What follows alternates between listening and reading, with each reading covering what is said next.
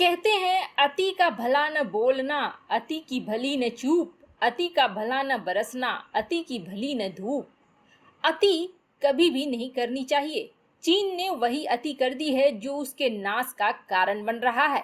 अब भारत के दोस्त जापान ने भारत से बड़ी सैन्य सहायता मांगी है, तो वहीं दूसरी तरफ भारत ने अब तिब्बत कार्ड खेल दिया है। दलाई लामा कुछ ऐसा करने वाले हैं जो जिनपिंग को बिल्कुल भी पसंद नहीं आएगा।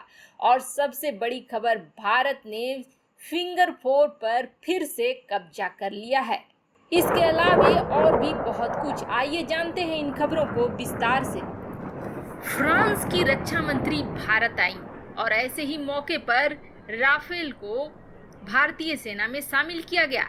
सुनने में यह बड़ा ही सीधा साधा सा एक घटना लगता है, लेकिन उसके बाद जो हो रहा है कि फ्रांस की रक्षा मंत्री अजीत डोभाल से मुलाकात करने वाली हैं। आखिर अजीत डोभाल से मुलाकात के क्या मायने हैं और फ्रांस की रक्षा मंत्री के आने से पाकिस्तान और चीन क्यों चिढ़े हुए हैं? कोरोना महामारी के बाद फ्रांस की रक्षा मंत्री का यह पहला यात्रा है और अब तक का यह तीसरा यात्रा है। फ्रेंच रक्षा मंत्री का भारत दौरा एक अहम दौरा है, जिसका प्रमुख उद्देश्य फ्रांस की भारत के साथ रक्षा साझेदारी को तो सशक्त बनाना है ही, साथ ही यह एक बहुत ही बड़ी रणनीतिक समझौता है। बात दरअसल यह है कि फ्रांस यूरोप पर से चीन के प्रभाव को हटाना चाहता है और हिंद प्रशांत क्षेत्र को चीन के वर्चस्व से अमेरिका की ही भांति मुक्त रखना चाहता है। इसलिए एम्यूनेल मैक्रोन के नेतृत्व में फ्रांस भारत के साथ अपने संबंधों को और भी मजबूत बना रहा है। और इतना नहीं, फ्रांस ने पिछले एक साल में भारत के हर कदम का पुरजोर समर्थन किया है। जब भारत के वीर सैनिकों पर चीन ने जून में गलवान घाटी में घात लगाकर हमला किया था, तब फ्रांस उन देशों में शामिल था जिसने सबसे पहले इस घटना की निंदा भी की थी और यह भी कहा था कि अगर भारत को फ्रांस की सेना की जरूरत हो तो हर घड़ी वह मदद देने को तैयार है। ऐसे में फ्लोरेंस पार्ली, जो कि फ्रांस की रक्षा मंत्री है, उनका दौरा चीन और पाकिस्तान के लिए एक कड़े संदेश के बराबर है। और ऐसा भी कहा जा रहा है कि अजीत डोभाल के साथ उनकी मुलाकात इस रणनीति को और भी ज्यादा आगे बढ़ाने के लिए है। अगर लड़ाई की स्थिति बनती है चीन के साथ, तो भारत सिर्फ अमेरिका के ऊपर निर्भर नहीं है, बल्कि अपने अन्य दोस्तों के साथ खुद को तैयार कर रहा है।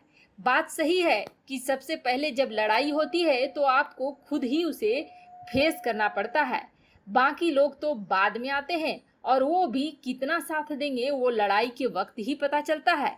अपने आप में मजबूत होना बहुत जरूरी है। जैसा कि भारतीय सेना ने अब आगे बढ़ते हुए फिंगर 4 पर भी अपना कब्जा फिर से जमा लिया है।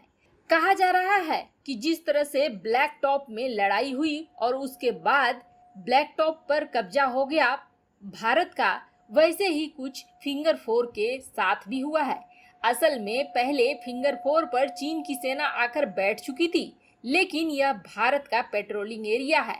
भारत ने जब सीमा विवाद बातचीत से सुलझाने की कोशिश करी, तब यह तय हुआ था कि दोनों थोड़ा थोड़ा पीछे घसकेंगे और इस वक्त दोनों की सेनाएं थोड़ा थोड़ा पीछे घसक गई। लेकिन जब चीन ने अपने अड़ियल रवैये को बरकरार रखा, तो अब ऐसा कहा जा रहा है कि आमने सामने होने के बावजूद भारत ने चीनी सेना को पीछे धकेल कर फिंगर 4 पर अपना कब्जा जमा लिया है। यानी कि रणनीतिक तौर पर एक और बड़ा झटका मिल गया है चीन को। अब आज होने वाली है बैठक रूस में चीन के विदेश मंत्री और भारत के विदेश मंत्री एस जयशंकर के बीच। जाहिर सी बात है उस मीटिंग में यह मुद्दा बहुत ही ज्यादा गरमाने वाला है।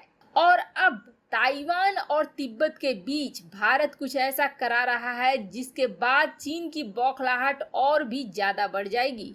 जहां भारत ने सीमा पर आक्रामक रुख अख्तियार कर लिया है, वहीं कूटनीतिक रूप से भी बहुत ही ज्यादा आक्रामक हो गया है। चीन को इस वक्त यही लग रहा होगा कि उसने आखिर इस समस्या को उठाया ही क्यों। बात दरअसल यह है कि चीन की बढ़ती दादागिरी के खिलाफ चीन के दो धुर विरोधी ताइवान और तिब्बत एक साथ नजर आ रहे हैं। भारत की ओर से तिब्बती सैनिकों के चीन को मुंहतोड़ जवाब देने के बाद यह दोस्ती और गहरी होती दिख रही है। तिब्बतियों के सर्वोच्च धर्मगुरु दलाई लामा ने जहां अगले साल ताइवान की यात्रा करने की इच्छा जता दी है, तो वहीं ताइवान की राष्ट्रपति की प्रवक्ता ने विकास फोर्स में शामिल तिब्बती सैनिक के शहीद होने पर दुख जताया है। दलाई लामा ने voice of Tibet Facebook page पर घोषणा की है कि उन्हें ताइवान के एक संगठन की ओर से न्योता मिला है और दलाई लामा साल 2021 में ताइवान की यात्रा कर सकते हैं। वैसे कोरोना के बाद दलाई लामा लोगों से नहीं मिल रहे हैं और न ही विदेशों की यात्रा पर जा रहे हैं, लेकिन ताइवान के लिए यह बहुत ही बड़ा कदम है और कहा जा रहा है यह कार्ड भारत ने ही खेला है। भारत ने एसएफएफ जिसकी बातें नहीं होती थी, भारत का वह बटालियन जो खुफिया था, अब उस पर बातें होती है, मीडिया में भी वह छपता है और यहाँ तक कि उस सैनिक के शहीद होने पर भारत के मंत्री भी उस शहादत सभा में शामिल होते हैं। यह बतलाता है कि तिब्बत वाले मामले को भारत अब जोर शोर से सामने ला रहा है। साल 1997, 2001 और 2009 में ताइवान की यात्रा कर चुके हैं दलाई लामा। हालांकि जब से चीन में शी जिनपिंग ने सत्ता संभाली है, तब से दलाई लामा की यात्राएं कम हो गई हैं। अब भारत के दोस्त जापान ने मांगी है भारत से मदद। यह बहुत ही बड़ी खबर है।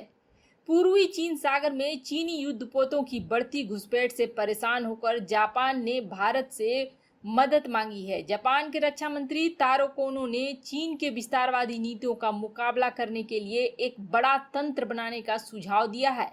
उन्होंने कहा है कि चीन जापान के लिए सुरक्षा खतरा बन गया है। जापानी विदेश मंत्री का यह बयान ऐसे समय में आया है जब पहले से भारत चीन तनाव अपने चरम पर है। जापानी रक्षा मंत्री ने कहा है कि चीन के पास क्षमता भी है और उसका इरादा भी है। उन्होंने कहा कि इंडो पैसिफिक क्षेत्र में भारत जापान सहयोग करे। जापान ने यह बात भी कही है कि चीन कोरोना का इस्तेमाल कर रहा है अपनी दादागिरी के लिए और अपने पड़ोसियों से विवाद करने के लिए, और बार बार इन क्षेत्रों में युद्धाभ्यास कर रहा है ताकि जानबूझकर समुद्र से अन्य देशों के जहाजों को आने जाने से रोका जा सके। ऐसे में भारत और जापान अब एक समझौता करने वाले हैं जिसके तहत दोनों ही देश एक दूसरे की मदद के लिए आगे आएंगे, चाहे वो सैन्य सहायता हो या रक्षा सहायता हो। आपको क्या लगता है, फिंगर 4 के बाद क्या भारत अब अक्साई चीन के अपने हिस्से को वापस कब्जे में लेगा? कमेंट कर अपनी राय जरूर बताएं। मिलते हैं अगले वीडियो में।